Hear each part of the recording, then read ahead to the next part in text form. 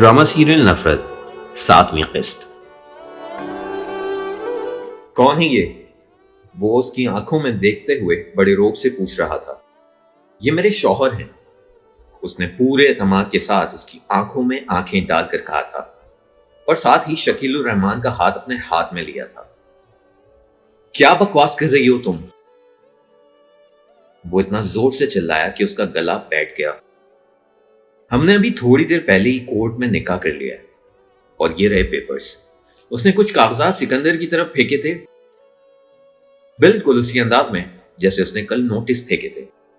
کچھ کاغذ گر گئے، ایک کاغذ اس کے ہاتھ آیا اور وہ اسے غور سے پڑھنے لگا۔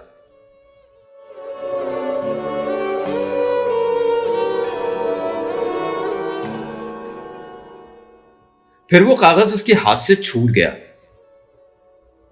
اس نے صدمے سے سر اٹھا کر اس کی طرف دیکھا۔ اس کی آنکھوں میں ایک طوفان تھا۔ وہ زندگی میں اس قدر بے یقین کبھی نہیں ہوا تھا جتنا اس وقت ہو رہا تھا۔ شاید یہ اس کی زندگی کا سب سے بڑا شوق تھا۔ کیوں کیا تم نے ایسا؟ بڑی دیر بعد وہ بھررائی ہوئی آواز میں چلایا۔ کیونکہ میں تمہاری غلام نہیں تھی، یہ میری زندگی تھی۔ آج میں جا رہی ہوں اس سونے کے پنجرے سے آزاد ہو کر۔ وہ دانت پیس کر چلائی۔ وہ صدمے سے اسے دیکھتا رہا۔ اس کی آنکھیں سرخ ہوتی جا رہی تھی۔ دیکھو، آج تم ہار گئے سکندر فیروز۔ وہ حقارت سے اسے دیکھتے ہوئے آگے بڑھی۔ شکیل الرحمان بھی گھر میں داخل ہوئے۔ اس نے شکیل الرحمان کو امی اور نرمین سے ملوایا۔ امی اسے دیکھ کر کچھ زیادہ ہی خفا تھیں، لیکن شکیل الرحمان کے نرم اور محبت بھرے انداز نے چند لمحوں میں ہی ان کا دل جیت لیا۔ آغا جان اور باقی مرد اس وقت گھر میں نہیں تھے، نہیں تو سب سے بڑا تماشا ہونا تھا۔ تائی البتہ گاہے بگاہے ان کو دیکھتی رہی۔ وہ اپنا سامان اٹھا کر باہر آئی اور نرمین کو اس نے چھپا کر موبائل بھی دیا تھا تاکہ ان سے ہر وقت رابطے میں رہ سکے۔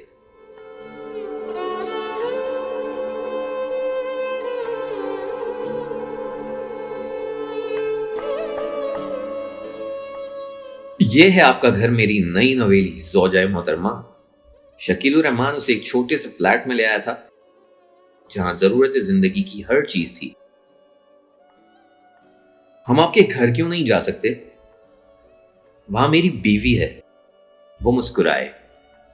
تو بیوی سے ڈرتے ہیں آپ؟ کسی مرد سے یہ نہیں پوچھنا چاہیے ویسے۔ اس کا جواب ہوتا تو ہاں ہی ہے، لیکن دیتا کوئی نہیں۔ میں اکیلی کیسے رہوں گی؟ وہ اپنا بیگ وہیں رکھ کر صوفے پر بیٹھ گئی۔ کیا آپ کو لگتا ہے میں اتنی حسین اور جوان بیوی کو اکیلا چھوڑ جاؤں گا؟ اس نے دوپٹہ سر سے اتار کر دور پھینک دیا۔ پانی پئیں گی آپ؟ نئی نویلی دلہن کو آپ صرف پانی پلائیں گے؟ وہ انہی کے انداز میں بولی۔ وہ مسکرائے تھے۔ میں تو خون کا قطرہ قطرہ آپ کو پلا دوں، وہ کسی نوجوان رومانٹک ہیرو کے انداز میں بولے۔ جوس ہی پلا دیں، کوئی چڑیل تھوڑی ہوں میں، وہ کچھ برہمی سے بولی۔ وہ جوس بنانے کچن میں گئے اور وہ صوفے کی پشت پر ٹیک لگا کر آنکھیں بند کر لیٹ گئی۔ اس کی آنکھوں کے سامنے بار بار سکندر کا چہرہ آ رہا تھا۔ کیسی شکل ہو گئی تھی اس کی جب اس نے پیپرز دیکھے تھے۔ بہت غرور تھا اسے اپنی مردانگی اور طاقت پر۔ وہ سمجھتا تھا کہ وہ آغا جان کی طرح حکم چلا کر سب کچھ اپنے پیروں تلے کچل دے گا، لیکن آج اس کی زندگی کی سب سے بڑی ہار تھی۔ رات کو 12 بجے اس نے نرمین کو کال کی۔ آغا جان اور تایا جان تو غصے سے پاگل ہو رہے تھے۔ سکندر کا کچھ پتہ نہیں، شام سے غائب ہے، نرمین نے ڈرتے ڈرتے اس سے بتایا۔ آغا جان نے تمہیں یا امی کو کچھ کہا تو نہیں؟ امی کو تھپڑ مارا تھا آغا جان نے اور اسے گالیاں دیتے رہے، پھر انہوں نے کہا اب وہ تمہارا خود ہی انتظام کریں گے۔ شکیل الرحمان اس وقت کچن میں اس کے لیے کھانا بنا رہے تھے۔ کھانا وہ پہلے بھی اکثر خود ہی بناتے تھے۔ امی اب کہاں ہیں؟ سو گئیں کیا؟ تمہیں کیا لگتا ہے اتنا سب ہونے کے بعد وہ سو سکتی ہیں؟ رو رہی ہیں اور تمہیں بد دعائیں بھی دے رہی ہیں۔ کیوں آپی، میں نے کیا کیا ہے؟ زیادہ بنو مت عشرت، کیا تم نہیں جانتی یہ سب تمہاری وجہ سے ہو رہا ہے؟ سب ٹھیک ہو جائے گا، کچھ دن انتظار کریں یار، اور امی سے بات کرائیں میری، وہ بات نہیں کرنا چاہتی ہیں آپ سے۔ اچھا سنو، سکندر کا کچھ پتا چلا وہ کہاں گیا ہے؟ کوئی پتہ نہیں، اسی وقت سے غائب ہے۔ تائی تمہیں ملامت کر رہی ہیں اور اب تو سب کو اس بات کا یقین بھی آ گیا کہ انم کو تم ہی نے بھگایا تھا۔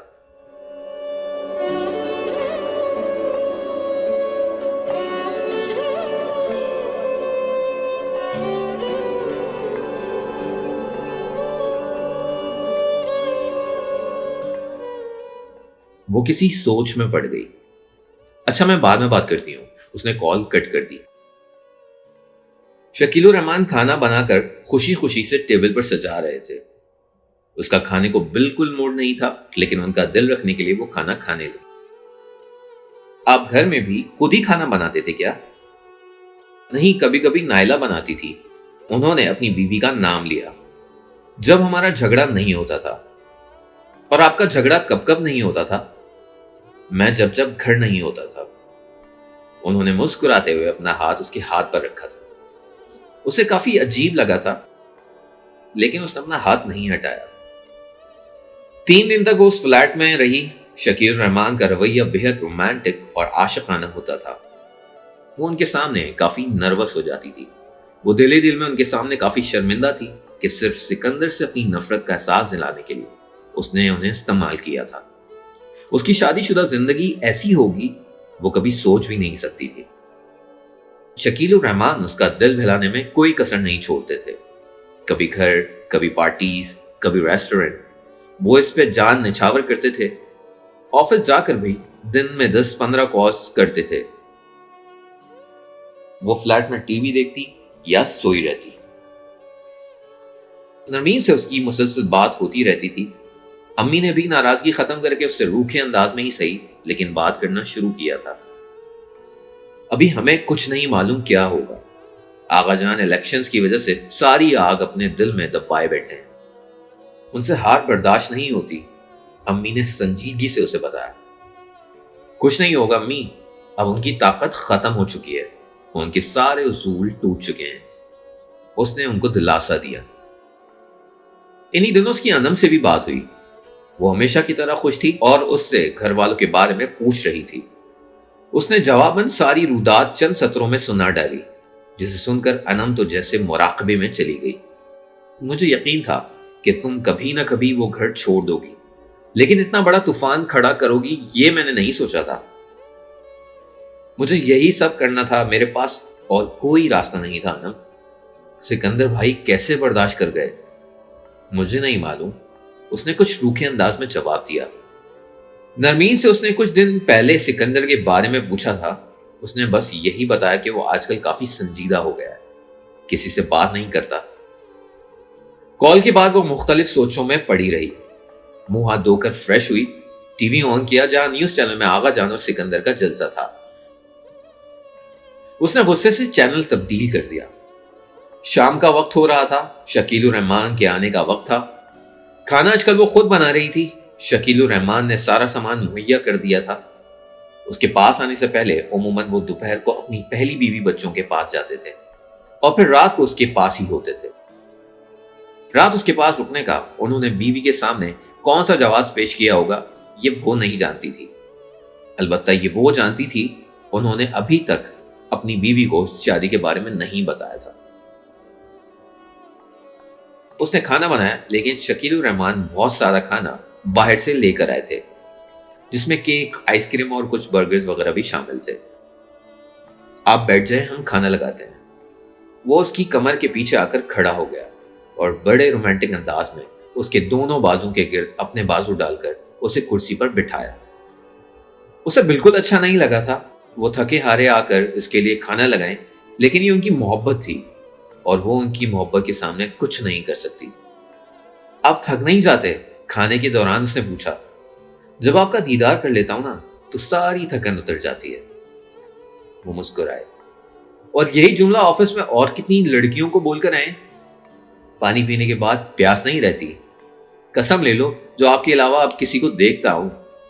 لگتا تو نہیں آپ اتنی جلدی سدھر جائیں گے۔ اب سچ میں سدھر گیا ہوں، چوکا پورا کر لیا ہے میں نے، وہ مسکراتے ہوئے کہہ رہے تھے۔ اکثر باہر ہوٹلوں اور پارٹیز میں جانے کی وجہ سے ان کی شادی کی خبر آؤٹ ہو گئی اور یہ خبر نائلہ تک بھی جا پہنچی، اور رات کو وہ جنگ کی پوری تیاری کر کے ان کے پاس آئی تھی۔ بدبخت، بے شرم، تم نے پھر سے شادی کر لی، وہ شکیل الرحمان کے سامنے چلائی، اور وہ صوفے پہ بیٹھی تھی جیسے یہ ان دونوں کے آپس کا معاملہ ہو۔ بیگم میری بات سنیں، بغیرت انسان میں کچھ نہیں سننا چاہتی، ابھی کے ابھی مجھے طلاق دو۔ وہ بہت غصے میں تھیں اور ان کی آواز اتنی بلند تھی کہ آس پاس کے فلیٹ والے یقیناً سن رہے تھے۔ بیگم آپ ناراض نہ ہوں، آپ کو سمجھاتا ہوں، مجھے کچھ نہیں سمجھنا، اور کمینی تم، وہ غصے سے اس کی طرف بڑھی، تمہیں کیا پوری دنیا میں صرف میرا شوہر ملا تھا شادی کے لیے؟ وہ اس پر برس پڑی۔ بیگم اسے کچھ نہ کہیں۔ شکیل الرحمان آگے بڑھے، کیوں دکھ ہو رہا ہے بغیرت انسان؟ دیکھیے، آپ کو جو سوال کرنے اپنے شوہر سے کریں، مجھے نہ گھسیٹیں بیچ میں، اس نے ناگواری سے کہا۔ شکیل الرحمان کافی دیر تک اسے کمرے میں لے جا کر سمجھاتے رہے، جانے کیا سچ جھوٹ مکس کر کے بہرحال انہوں نے اسے مطمئن کر لیا، اور وہ 2 گھنٹے بعد وہاں سے جانے کے لیے راضی ہوئی تھی۔ شکیل الرحمان نے بعد میں آ کر اس سے معافی بھی مانگی تھی نائلہ کے رویے کے لیے، اور وہ شکیل الرحمان کے تحمل اور میچیورٹی سے کافی متاثر ہو چکی تھی۔ یہ صبح کا وقت تھا، وہ ناشتہ بنا رہی تھی، شکیل الرحمان باہر بیٹھے اخبار پڑھ رہے تھے اور وقفے وقفے سے اس پہ کچھ رومانٹک جملے کس رہے تھے۔ ناشتہ بنانے کے بعد وہ باہر ٹیبل پر لے آئی۔ شکیل الرحمان اخبار چھوڑ کر اس کے پاس آ کر بیٹھ گئے۔ انہیں بیٹھے ہوئے زیادہ وقت نہیں ہوا تھا جب ایک بہت بڑا پتھر فلیٹ کی کھڑکی کا شیشہ توڑ کر اندر آ گرا۔ وہ دونوں بری طرح چونک گئے۔ شکیل الرحمان فوراً اٹھ کر کھڑکی کے پاس گئے، لیکن باہر کوئی نہ تھا۔ وہ کافی ڈر چکی تھی، یہ حرکت یقیناً سکندر کی ہو سکتی تھی، وہ اس سے بدلہ لینے کے لیے یہ سب کچھ کر رہا تھا۔ شکیل الرحمان کافی دیر تک کھڑکی کے پاس کھڑے رہے، لیکن وہاں کوئی نظر نہ آیا۔ پھر وہ اس کے ڈرے ہوئے چہرے کو دیکھ کر اسے حوصلہ دیتے رہے اور کہا کہ وہ ایسی حرکتوں سے نہیں ڈرتے۔ اگلے دن وہ شکیل الرحمان کے ساتھ شاپنگ پہ گئی۔ اسے وہیں سکندر نظر آیا جو گیٹ پر کھڑا کسی سے کال پہ بات کر رہا تھا۔ وہ شکیل الرحمان کو وہیں چھوڑ کر اس کے پاس آئی۔ تم یہ جو حرکتیں کر رہے ہو نا، ان سے باز آ جاؤ سکندر فیروز۔ اس نے پلٹ کر اسے دیکھا اور پتھر ہو گیا۔ اپنی ہار کا بدلہ لینے کے لیے تم ایسی واہیات حرکتیں کرو گے اب؟ وہ اس کے پاس کھڑی چلا رہی تھی اور وہ اسے سپاٹ چہرے کے ساتھ دیکھتا رہا۔ وہ واقعی خاموش اور سنجیدہ ہو چکا تھا، اس کی آنکھیں بھی لال تھیں۔ میں تم سے نفرت کرتی ہوں اور ساری زندگی نفرت کرتی رہوں گی۔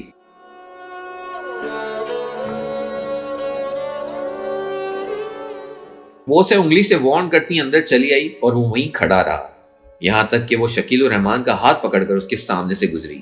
وہ تب بھی وہیں کھڑا رہا۔ وہ جانتی تھی اسے اپنی ہار برداشت نہیں ہو رہی، لیکن وہ اس بے عزتی کا بدلہ لینے کے لیے اتنا بڑا قدم اٹھائے گا وہ سوچ بھی نہیں سکتی تھی۔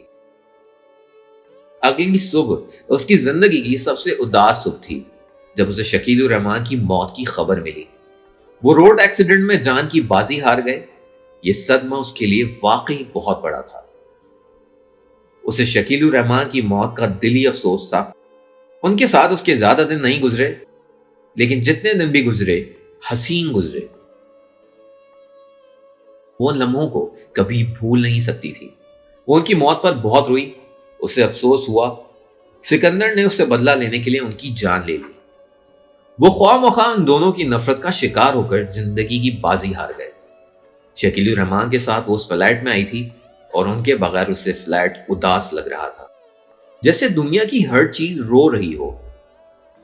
2 دن اس نے وہیں اکیلے فلیٹ کی کھڑکی کے پاس جاگ کر گزارے۔ اسے سکندر پر حد سے زیادہ غصہ تھا، اور اسی غصے میں اس نے الیکشن سے صرف 2 روز قبل سکندر اور آغا جان کی ویڈیو سوشل میڈیا پر وائرل کر دی، جس میں وہ عوام کو بیوقوف بنانے کی باتیں کر رہے تھے۔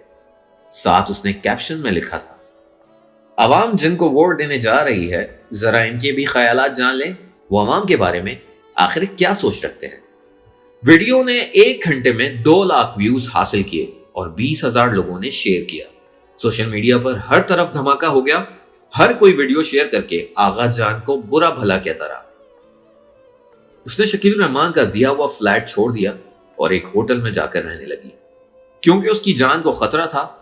وہ آغا جان اور سکندر کو اچھے سے جانتی تھی۔ اس ویڈیو نے کمال کر دیا۔ لمحوں میں سکندر اور آغا جان کی محبت لوگوں کے دلوں سے نکال کر پھینک دی گئی۔ وہ اندازہ کر سکتی تھی اس الیکشن میں سکندر کے لیے جیتنا ناممکن تھا۔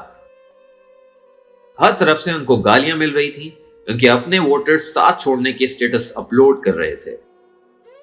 ہر کوئی اپنے وال پر سکندر اور آغا جان کی تصویر لگا کر شیم شیم لکھ رہے تھے۔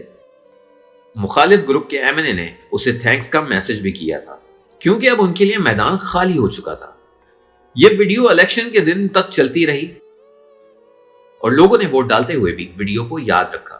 الیکشن سے 2 دن قبل ویڈیو وائرل کرنے کا یہ فائدہ ہوا، سکندر بھاری اقلیت سے ہار گیا۔ وہ جو جیت کے اتنے قریب کھڑا پورے 70,000 ووٹوں سے بری طرح سے شکست کھا چکا تھا۔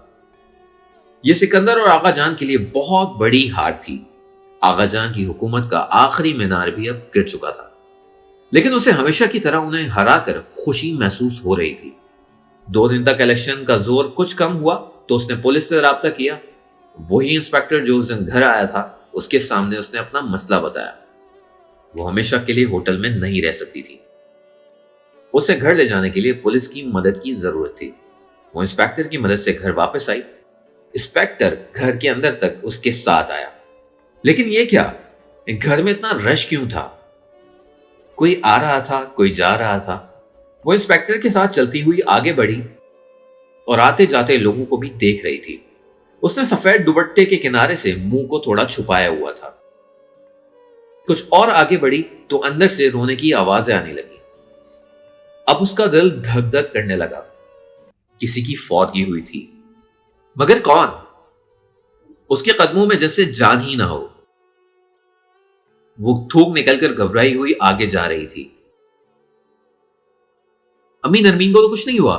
کہیں آغا جان انہیں؟ اس کے ذہن میں کئی خیالات آ رہے تھے۔ یا تائی جان کو کچھ ہو گیا؟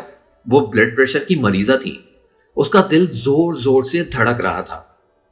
اپنے بے جان قدموں کو گھسیٹتی وہ گھر کی طرف جا رہی تھی۔ پاس سے چند عورتیں افسوس کرتے ہوئے گزری۔ بیچارہ الیکشن میں ہارنے کا صدمہ ہی برداشت نہ کر پایا۔ اس کے چلتے قدم جیسے رک گئے۔ سکندر کے ذہن میں یہ نام بازگشت کی طرح گونجنے لگا۔ سکندر نے خودکشی کر لی؟ اس کے چاروں طرف دھماکے ہو رہے تھے، مگر اس نے ایسا کیوں کیا؟ کیا اسے ہار برداشت نہ ہوئی؟ اس کی وحشت اور گھبراہٹ میں مزید اضافہ ہوا۔ وہ جس کسی کی بھی موت کا سوچ رہی تھی، لیکن اس نے سکندر کا نہیں سوچا تھا۔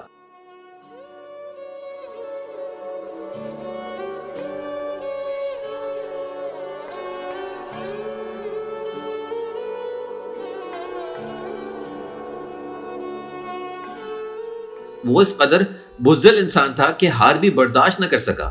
اس نے آتے جاتے لوگوں کی بھیڑ میں بھاگتے ہوئے یہ راستہ بنایا۔ تیز تیز قدم اٹھاتی آگے جا رہی تھی۔ اس نے سوچا نہیں تھا کہ سکندر اتنا بڑا صدمہ برداشت نہیں کر پائے گا۔ حیرت اور صدمے کی ملی جلی کیفیت میں وہ گھر کے اندر پہنچی، جہاں عورتوں کا رش تھا۔ تائی جان بیٹھی آنسو بہا رہی تھی، تایا جان بھی رو رہے تھے۔ وہ سکندر کے والدین تھے۔ اکلوتے بیٹے کی موت کا صدمہ ہی کچھ ایسا ہوتا ہے۔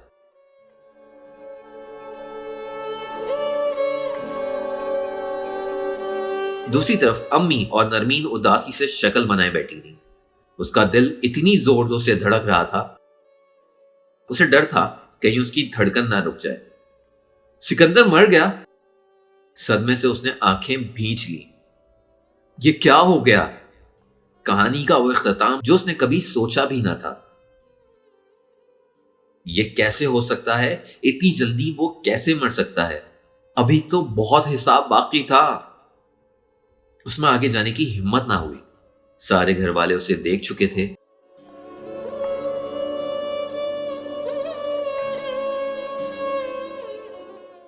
سامنے جنازہ رکھا تھا اور جنازے کے پاس عورتیں ڈیرا ڈالے رو رہی تھی۔ وہ اپنی بے جان قدموں کو گھسیٹ کر آگے بڑھی۔ لاش پر کفن تھا۔ وہ کچھ پل کھڑی اس لاش کو دیکھتی رہی۔ کیا اسے اس شخص کی موت پر رونا چاہیے تھا، افسوس کرنا چاہیے تھا، یا اپنے برسوں پرانے دشمن کی موت پر ہنسنا چاہیے تھا؟ لیکن وہ تو کچھ بھی محسوس نہیں کر پا رہی تھی۔ کسی نے لاش پر سے کفن ہٹایا. اسے لگا وہ نہیں دیکھ پائے گی. اس نے چہرہ دوسری طرف کر لیا. اسی پل وہ خود سے انکشاف کر رہی تھی کہ سکندر سے اسے جتنی نفرت سہی لیکن وہ اس کا آخری دیدار نہیں کر سکتی.